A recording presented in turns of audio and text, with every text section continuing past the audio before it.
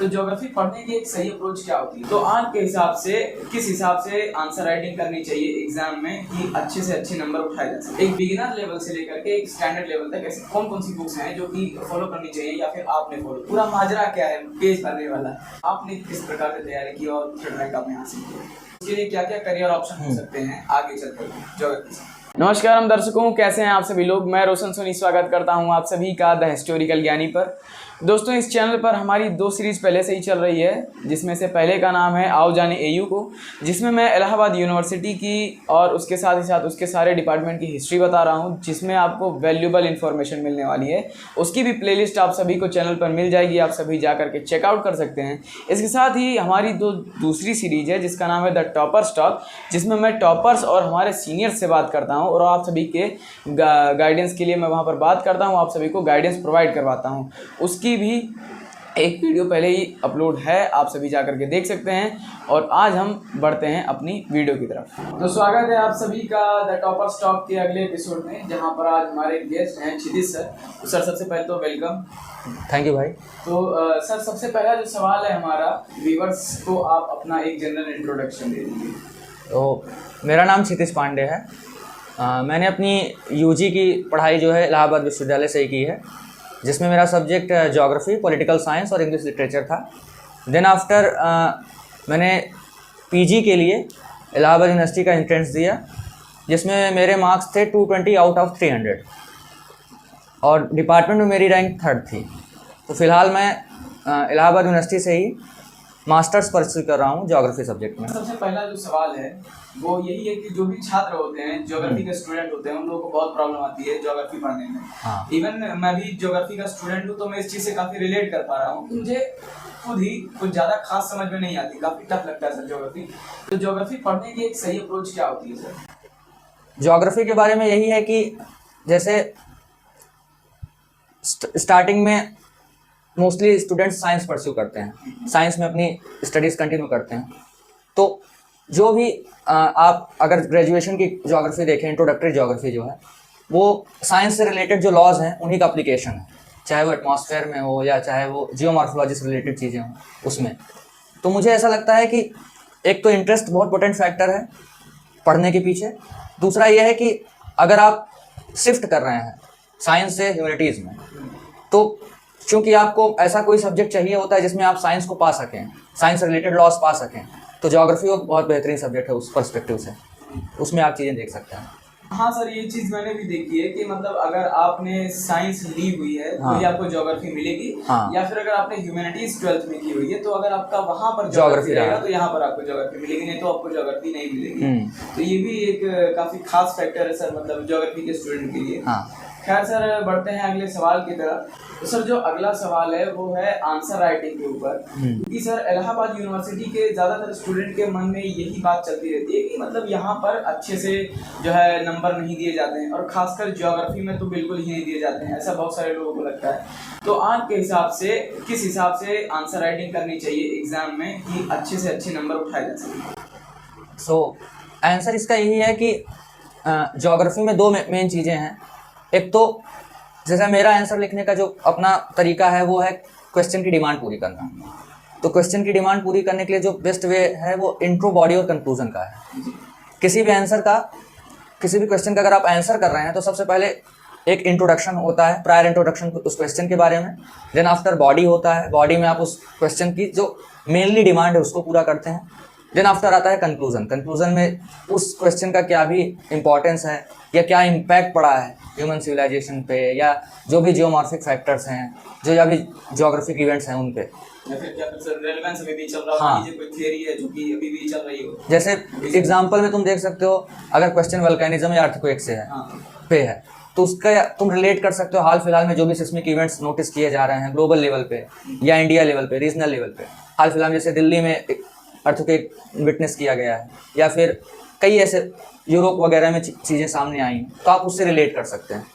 Geography के साथ एक बहुत अच्छी चीज़ ये है कि आपको एग्जांपल्स की कमी कभी नहीं पड़ने वाली है, क्योंकि जो भी ज्योग्राफी से रिलेटेड क्वेश्चन बनते हैं वो हाल फिलहाल के रिलेवेंस पे ही बनते हैं। चाहे क्लाइमेट चेंज का टॉपिक हो या चाहे कोई भी टॉपिक हो, ड्रेनेज पैटर्न पे कोई क्वेश्चन है तो आप उसको रिलेट कर सकते हैं। दूसरा, अगर आप के सामने लैकिंग ऑफ वर्ड्स वाली सिचुएशन है कम टाइम में आपको ज़्यादा चीज़ें डिनोट करना है तो आप मैप का यूज़ कर सकते हैं। मैप पोटेंट फैक्टर है।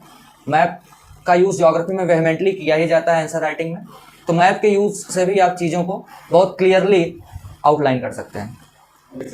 तो इसके आगे जो सवाल है सर, वो ज्योग्राफी के स्टूडेंट के लिए भी एक बड़ी प्रॉब्लम है कि मतलब उनको ज्योग्राफी के जो भी मटेरियल है, नोट्स हैं, वो सब नहीं मिल पाते हैं, या फिर उनको अच्छी बुक्स का चुनाव करना नहीं आता है कि वो किस हिसाब से या फिर कौन सी बुक है जो कि पढ़ें। एक बिगिनर लेवल से लेकर के एक स्टैंडर्ड लेवल तक ऐसी कौन कौन सी बुक्स हैं जो कि फॉलो करनी चाहिए या फिर आपने फॉलो की? तो बिगनिंग लेवल पे तो बेस्ट वे है एनसीईआरटी किसी भी सब्जेक्ट के लिए सबसे बेस्ट वे है अगर आपको अपनी इनिशियल अंडरस्टैंडिंग बनानी है। उसके बाद फिर आप जैसे स्पेशली 9 to 12 तक की एनसीईआरटी, उसमें भी 11 की एनसीईआरटी जैसे सर्टिफिकेट फिजिकल ज्योग्राफी हो गई, इंडियन ज्योग्राफी हो गई, ह्यूमन ज्योग्राफी हो गई, देन आफ्टर इकोनॉमिक ज्योग्राफी, ये सब 11-12 में है NCERTs. Then after graduation level पे आप फॉलो कर सकते हैं और वेहमेंटली फॉलो किया जाता है सविन सिंह की सर की बुक फिजिकल ज्योग्राफी के लिए। ह्यूमन ज्योग्राफी के लिए आप फॉलो कर सकते हैं माजिद हुसैन की बुक। देन आफ्टर रीजनल और इंडियन के लिए आप खुल्लर या माजिद हुसैन फॉलो कर सकते हैं। अगर आपका interest state public service commission या यूनियन पब्लिक सर्विस कमीशन में भी है तो वहाँ पे खुल्लर ज़्यादा प्रेफरेंस दिया जाता है, खुल्लर को। थर्ड ईयर के लिए थॉट के लिए कई बुक्स अवेलेबल हैं ज्योग्राफिक थॉट के लिए। मैंने particularly R D Dikshit follow की थी, बाकी मार्केट में माजिद हुसैन, सुदीप्तो अधिकारी भी अवेलेबल है, तो जिनकी लैंग्वेज आपको सिंपल लगे आप उसको फॉलो कर सकते हैं। आर डी दीक्षित के बारे में है कि उसकी लैंग्वेज थोड़ा टफ है, वो बुक ऐसे लिखी हुई है जैसे ज्योग्राफर्स आपस में डायलॉग कर रहे हैं, तो उसको थोड़ा समझना टफ है। तो लैंग्वेज की प्रेफरेंस पे भी आप चीज़ें देख सकते हैं। ये सारी बुक मैंने फॉलो की हैं। सर इलाहाबाद यूनिवर्सिटी में लोगों के बीच में ये बहुत ज़्यादा भ्रम है, मिथ है कि मतलब पेज ज़्यादा भरेंगे तो ज़्यादा नंबर मिलेगा। हाँ। तो इसके ऊपर आपकी क्या राय है? ये पूरा माजरा क्या है पेज भरने वाला? कहाँ से ये सब चालू हो गया? कैसे ये बच्चे इसमें आकर के बाउंडर में फंस जाते हैं? इसके बारे में क्या कहना चाहेंगे? मेरा पर्सनल ओपिनियन आंसर राइटिंग को लेकर के यही है कि कभी आप क्वांटिटी के चक्कर में क्वालिटी कंप्रोमाइज़ नहीं कर सकते। Yes sir. तो आंसर राइटिंग को लेकर के सीधी सी चीज़ ये है कि जो भी क्वेश्चन है आप उस क्वेश्चन की डिमांड को पूरी करिए, अनावश्यक चीज़ें लिखने की ज़रूरत नहीं है। एक सिंपल सा फॉर्मेट है इंट्रो, बॉडी और कंक्लूजन का, आप उस फॉर्मेट को फॉलो करिए, उससे रिलेटेड चीज़ें आप आंसर में लिखिए। मैप के यूज़ से आप बहुत सारी चीज़ें डिस्क्राइब कर सकते हैं और उस क्वेश्चन का रेलिवेंस प्रेजेंट कंटेक्स्ट में क्या है आप उसको डिस्क्राइब कर सकते हैं। ऐसे मैंने पहले भी बताया कि फिजिकल जो इवेंट्स हो रहे हैं आप उनको मैप्स के थ्रू डिनोट कर सकते हैं। इसके अलावा जो भी अगर ह्यूमन ज्योग्राफी का क्वेश्चन है तो उसका स्पेसिफिक मैन पे क्या इम्पैक्ट पड़ रहा है, चाहे वो कल्चरल इम्पैक्ट हो, चाहे वो इकोनॉमिक इम्पैक्ट हो या सोशल इम्पैक्ट हो, आप उसको डिनोट कर सकते हैं। दूसरी बात जो तुमने कही कि कॉपी भरने वाला, तो मैं पर्टिकुलरली इस चीज़ में बिलीफ नहीं रखता हूँ, क्योंकि अगर आपने एक सही वे में स्ट्रक्चर्ड आंसर लिखा है तो आपको बहुत ज़्यादा पेजेस भरने की ज़रूरत नहीं है। और एक एक्सटेंट के बाद अगर आप चीज़ें लिखते हैं तो वो रिपीटेशन होने लगता है, आपका कंटेंट कुछ बदलता नहीं, आप बस पेज भर रहे होते हैं, उससे आपको कोई बेनिफिट होने वाला नहीं है। और खासकर सर एग्जामिनर भी परेशान हो जाते हैं क्योंकि बहुत सारी कॉपीज होती हैं। हाँ, तो उसमें भी मतलब जनरल मार्किंग कर देते हैं कि जब इतने ज़्यादा पेजेस लिखें तो उसमें क्या ही लिखे होंगे जो भी है। और एक चीज़ ये भी है कि जो आपने एक बात लिखी है आप ये कोशिश करें कि बार बार उस बात को रिपीट ना करें आंसर में। जितने ज़्यादा आप डाइवर्स आइडियाज़ दे सकते हैं आप उस पर फोकस करें एज कम्पेयर टू कि बार बार एक ही बात लिख रहे हैं। और अगर सर बाई चांस मान लीजिए कोई ऐसी कंडीशन बन जाती है जहाँ पर ऐसा क्वेश्चन लड़कों के सामने आ गया है, स्टूडेंट्स के सामने आ चुका है जिसके बारे में वो थोड़ा बहुत ही जानते हैं, बहुत ज़्यादा नहीं जानते, तो उसमें और की कंपैरिजन में किस हिसाब से ज़्यादा अच्छे नंबर ला सकते हैं उस क्वेश्चन के हिसाब से? ये सिचुएशनल बेस्ड क्वेश्चन है। इसमें मेरा मानना ये है कि क्वेश्चन दो तरह के हो सकते हैं। एक तो जनरल क्वेश्चन आते हैं, general question in the terms की आपको एक सिस्मिक बड़े लेवल पे जो फिनोमिना हो रहे हैं आप उनको एक्सप्लेन करें, चाहे वो वोल्केनिज्म हो गया, अर्थक्वेक हो गया, क्लाइमेट चेंज हो गया, या इंडिया के सामने जो भी प्रॉब्लम्स हैं एग्रीकल्चर में या जो भी हाल फिलहाल में इवेंट्स विटनेस किए जा रहे हैं उसमें कुछ, इन सारे क्वेश्चंस में आप जनरल आंसर दे सकते हैं। अगर आपके पास डेटा है तो आप उससे चीज़ों को क्लियर कर सकते हैं।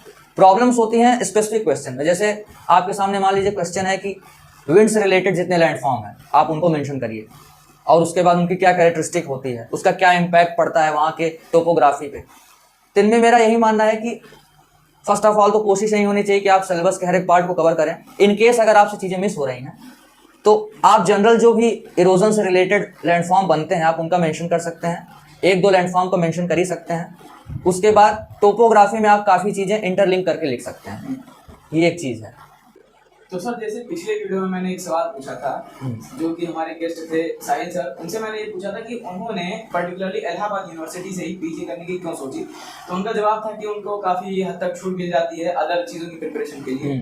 तो वही चीज़ें मैं ज्योग्राफी सब्जेक्ट के लिए आपसे पूछना चाहूँगा कि क्या ज्योग्राफी में इतनी छूट वगैरह मिलती है कि आप अदर चीज़ों की प्रिपरेशन वगैरह कर सकते हैं, लाइक आप यूपीएससी की प्रिपरेशन करना चाह रहे हो, पीसीएस का प्रिपरेशन करना चाह रहे हो, या कोई अदर कॉम्पिटिटिव एग्जाम का प्रिपरेशन करना चाह रहे हो अपने ग्रेजुएशन या पोस्ट ग्रेजुएशन के साथ साथ में, तो ज्योग्राफी में कितनी हद तक छूट है इलाहाबाद यूनिवर्सिटी में? क्वेश्चन तुम्हारा बहुत अच्छा है, और चूंकि ज्योग्राफी एक प्रैक्टिकल सब्जेक्ट है, एक फैक्टर ये है कि कभी कभी डिपार्टमेंट्स आपको टाइम नहीं मिल पाता है।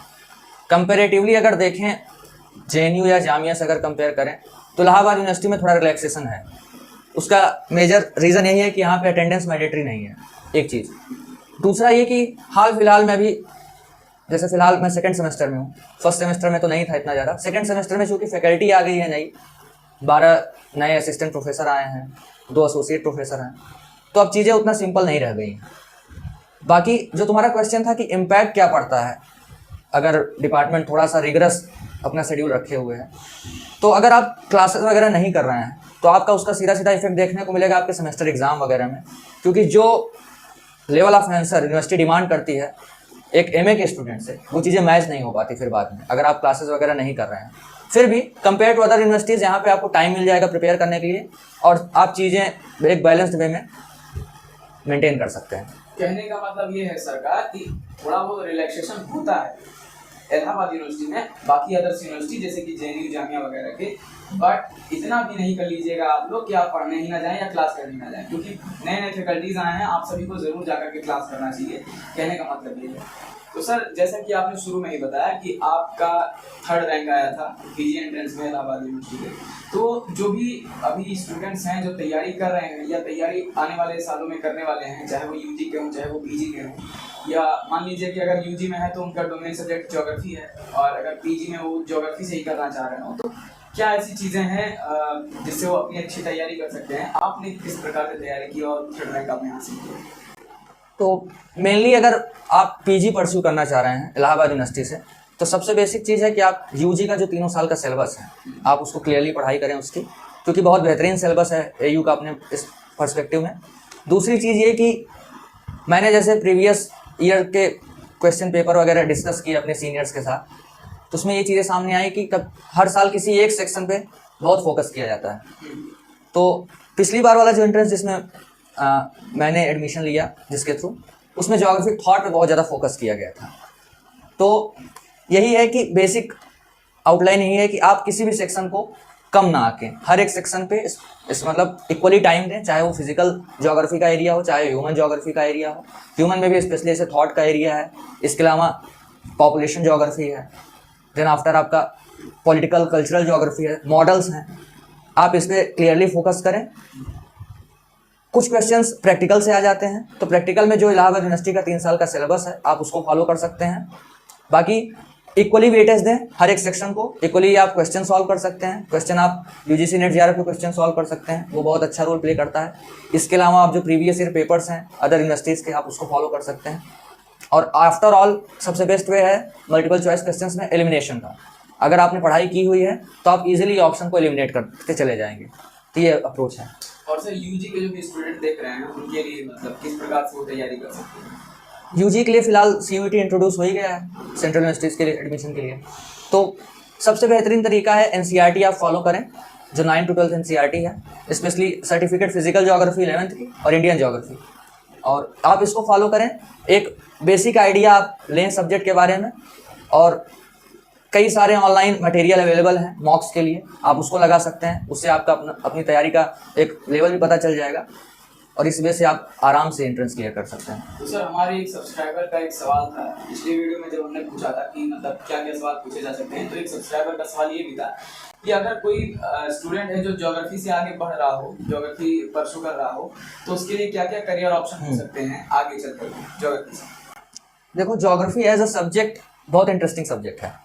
तो सबसे पहला तो अगर आप यूजी में एडमिशन लेते हैं, टॉप रैंकर्स जो यूजी में होते हैं उनकी बेसिक एक प्रेमाइसिस यही होती है कि वो ज्योग्राफी सब्जेक्ट पा जाएं। उसका एक बहुत बड़ा रीज़न ये है कि ज्योग्राफी की ओरिजिन ही इंटरलिंकिंग से हुई है। जैसे अगर आप यूपीएससी या यूपी पीसीएस की तैयारी कर रहे हैं, स्टेट पब्लिक सर्विस कमीशन तैयारी कर रहे हैं, तो आप पाएंगे कि ज्योग्राफी का रिलेवेंस हर एक सब्जेक्ट में, चाहे वो पॉलिटिकल हो, चाहे वो इकोनॉमिक हो, चाहे वो आपका आईआर का रीज़न हो, चाहे जैसे ज्योग्राफी आईआर में जियो पॉलिटिक्स हो जाता है, ज्योग्राफी और पॉलिटी मिलके। इसी तरह से इकोनॉमिक ज्योग्राफी अपने आप में एक अलग सेक्शन है। इसके अलावा कल्चरल ज्योग्राफी आपको पढ़नी ही है। तो जीएस में कंट्रीब्यूशन ज्योग्राफी का बहुत ज़्यादा है। इसके अलावा एसे वगैरह में भी आप ज्योग्राफी से रिलेटेड इवेंट्स मेंशन कर सकते हैं। डिजास्टर मैनेजमेंट में ज्योग्राफी का पोटेंट रोल है। एक चीज़ ये है। इसके अलावा भी चूँकि हाल फिलहाल में ज्योग्राफी से जो इवेंट्स हैं बहुत ज़्यादा उनका आप देखेंगे कि वो लगातार विटनेस किए जा रहे हैं। जैसे क्लाइमेट चेंज हो गया, क्लाइमेट चेंज का क्या इम्पैक्ट पड़ रहा है ह्यूमन सिविलाइजेशन पे, एग्रीकल्चर पे, फॉरेस्ट्री पे, इसके अलावा वाटर कंजर्वेशन पे।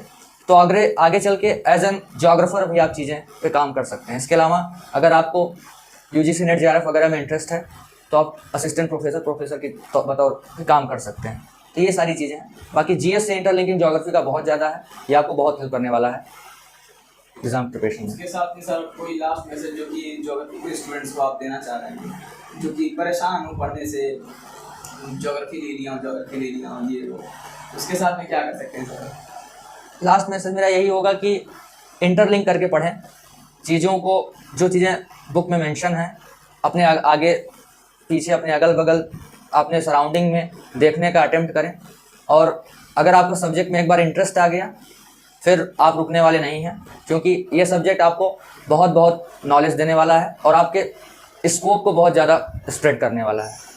इसकी कोई लिमिटेशन नहीं है और हर एक जीएस के सब्जेक्ट में इसका कंट्रीब्यूशन आपको देखने को मिलेगा ही मिलेगा।